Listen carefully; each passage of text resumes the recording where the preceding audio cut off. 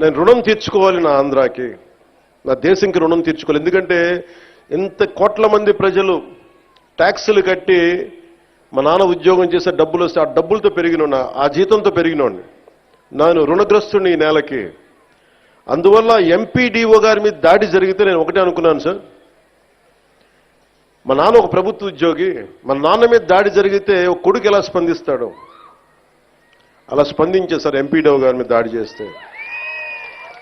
దానికి ఓట్ల కోసం కాదు, దాంట్లో భవిష్యత్తు ఎలా ఉంటుందని నేను ఎప్పుడు పెట్టుకోలే.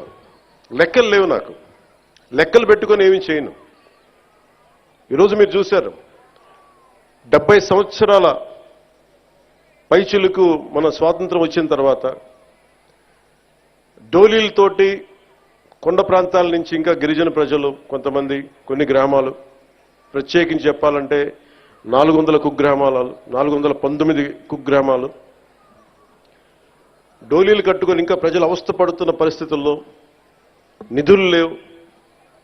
గత ప్రభుత్వం ఇష్టానుసారంగా టాయిలెట్లకి 2 కోట్లు 3 కోట్లు ఖర్చు పెట్టుకున్నారు, బాత్రూమ్స్కి 500 కోట్లు పెట్టి ప్యాలెస్లు కట్టుకున్నారు, ఇష్టారాజ్యంగా చేశారు. రంగులు వేయడానికి కొన్ని 100 కోట్లు, రంగులు తీయడానికి 100